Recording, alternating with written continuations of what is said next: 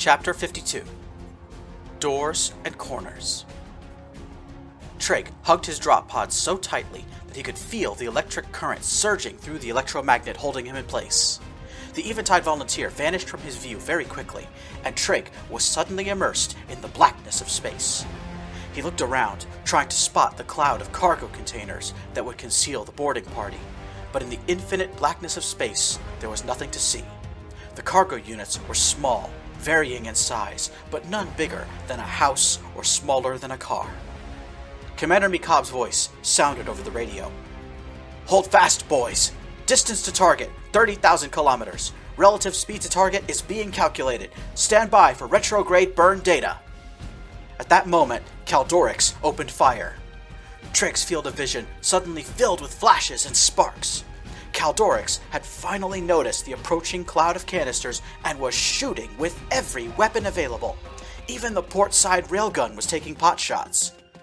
"Visors down!" Ponico ordered. "We've got nuclear weapons in play!" Trig reached up and pulled down the eye protection visor on his helmet, and not a moment too soon. A spread of torpedoes launched from Caldorix, aiming at Trig's constellation. Resonance Cascade launched torpedoes of her own in a counter-battery attack. The two formations of torpedoes intercepted each other, and all were destroyed in a massive nuclear fratricide event. The light from the blast drowned out the starfield, leaving Trig to fly through an empty sea of blackness. A moment later, the Caldorix's escort flew past Resonance Cascade at close range. The two starships opened fire at each other with sea-whiz turrets.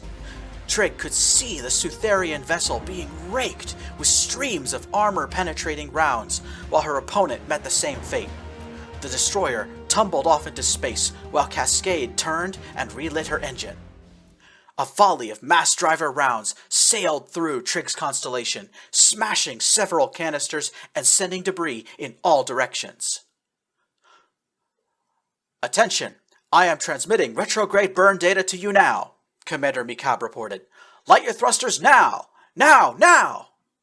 Trig felt a huge punching sensation in his gut as the drop pod lit up its engine. At once, all 32 members of the boarding party separated from the cloud of canisters, having changed their relative velocity. A few moments later, Trig's drop pod and all of the flight packs shut down. "Relative distance to target, 0, Commander Mikab announced. Impact speed will be 6.1 meters per second. Everyone brace!" The vast majority of cargo canisters missed the Caldorix, but nearly 5,000 of them collided with the galleon at high speed, crumpling her armor and damaging exposed equipment like turrets and antennas. Clouds of escaping atmosphere revealed hull breaches. A moment later, the Resonance Cascade swooped past and began to orbit Caldorix, firing her sea-whiz cannons at any hard point she could see. Then, Trig's drop pod crashed into the Caldorix. The tiny spacecraft crumpled, and Trig broke free. With the last few seconds of power, Trig's electromagnet secured him onto the enemy's hull, just long enough for Trig to grab onto something solid and hold himself in place. As soon as he landed, Commander Mikab spoke across the radio net. "Who's not dead? Everyone sound off! Team Augustus, 4 total. Team Blasius, 3 up. Team Cassius, I've got 4. Team Decimus, 3 men up. Team Laborius, 4. Team Gaius, 3. "Where's Ponico and Glossum?" Trig asked. "Landing now," Glossum's voice replied. "Ponico's on the float, along with at least 3 more of our guys." Trig felt his heart stop. "Wait, what happened to Ponico?" "On the float," Glossum replied as he landed. Trig could see a grim expression on his face. Ponico had missed the ship entirely and drifted off into deep space. There was no time to think about it. High above, the Resonance Cascade turned and strafed Caldorix with her sea-whiz cannons. Shredded metal fragments drifted up and away from the hull, while the starship veered away. Commander Mikab waved an arm and gestured to the gaping chasm opened up in the hull. The shredded remains of the waste disposal airlock looked like something out of Trig's nightmares. he felt like he was standing next to the gnashing teeth of some freakish monster. 2 by 2, the Vigilo mercenaries discarded their flight packs and clambered through the wreckage, entering the flagship. Glossom linked up with Trig, and they followed the mercenaries through the breach. The interior of the Khan's flagship was a wreck. Trig wondered if this was battle damage or the result of being left abandoned for over a decade. Either way, the corridor was dim and depressurized. "Everyone keep your helmets on," ordered Commander Mikab. "All teams, move out and hit your objectives. Stay sharp and watch your doors and corners. Remember, doors and corners, that's where they'll kill you." Trig and Glossom took command over Team Gaius, a group of 3 Olenbar soldiers. They began pushing deeper into the vessel. Trig was expecting to find sealed doorways and armed resistance at every turn, but instead, "What the hell is going on here?" Glossom remarked. "All of the blast doors are open." Bulkhead doors, blast doors, airlocks, they were all open. The invaders could move freely throughout the ship. Just when Trig started to ask, what could this mean?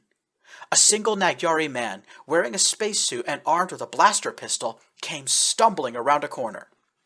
All 3 of Trig's Olenbar escorts raised their weapons and opened fire. The Nagyari was cut down instantly, his pressure suit exploding violently as it was pierced. It all happened so quickly that Trig never had time to raise his own weapon. Pistols? A single guy? "Gaius 5, calling all teams," Glossom said into his radio. "Looks like we're dealing with a skeleton crew." At that moment, the Caldorix rocked violently. Commander Mikab sent an emergency transmission over the radio. "Cascade, check your fire! Friendlies aboard the Caldorix!" Meanwhile, hundreds of meters away, Tenna was violently jerked back into reality. 2 loud hissing noises overpowered everything else in her vicinity. Sensing that she was in some kind of danger, Tenna found the willpower to break free of the psionic illusion and looked around. A tungsten armor-penetrating round, no doubt fired by a Seawiz cannon, had pierced the ceiling of the harem chamber, traveled through the room at an angle, and then exited through one of the walls. The hissing sound was being caused by breathable air escaping from the room. "Shit!" Tenna swore. She jumped out of bed and frantically searched her room for anything that could help. She remembered something about a patch kit from her time aboard the Resonance Cascade. "What would Malum do?" Tenna asked herself. "What would Malum do?" The harem chamber was built for luxury and pleasure, but it was still a room on a starship. She knew that certain safety features must be present. Malum Ralpakin himself spent so much of his free time in here, and he would not take chances with his own life. Tenna knew that Malum would hide his tools and weapons, to prevent them being used against him. She started kicking at wall panels and quickly found one that was unlike the others. Tenna kicked and clawed until the panel came free, revealing a survival kit. Tenna quickly retrieved the emergency patch kit. She applied nearly half of the glue to a single plastic panel before slamming it over a hole in the wall.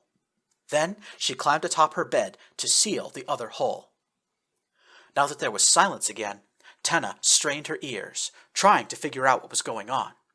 Through the walls, Tenna could hear the very faint sound of gunfire. "There's a fight," Tenna breathed. Instinctively, she ran toward the door, thinking this was her chance to escape. Then she stopped. "Wait," she said to herself. "Oh no, oh no!" Tenna realized something horrible.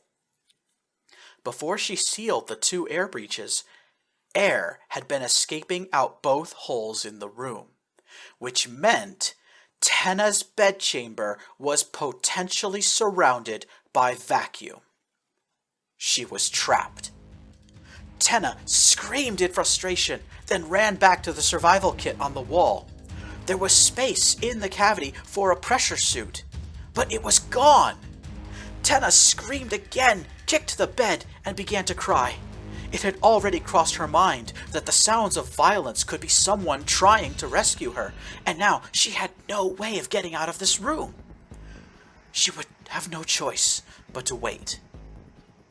But how long could she wait? Tenna knew that most of the air had escaped the room. With climate controls disabled, Tenna would eventually run out of oxygen and die. Just a few minutes from now, in a worst-case scenario. Thinking fast, Tenna doubled back to the survival kit and found an auto-injector device. She quickly read the instructions. Emergency sedative. Reduce oxygen usage while waiting for rescue. Warning. This is for extreme emergencies only. Sedative will cause unconsciousness in Sutherians and Olenbar. Tenna began to cry. She knew this would be her only hope of survival. Grabbing the auto-injector, she clambered onto the bed. Then, Tenna remembered something else. If someone did rescue her, they would have to put her in either a pressure suit or a full-blown spacesuit. Cursing the Nagyari for refusing to give her more appropriate clothing, Tenna undid the straps of her dress and let it fall to the floor. Naked, save for underwear briefs, Tenna lay on the bed, pressed the auto-injector into her arm, and squeezed the trigger. A sharp pain warned her the device had worked. "I want to wake up," Tenna said aloud. "I don't want to die like this." The sedative agent went to work quickly. Tenna's eyes felt very heavy. In her final moments of clarity, Tenna projected a pulse of psionic energy out and away from herself, a final telepathic cry for help. "Help me, Malam Ralpakin. You're my only hope."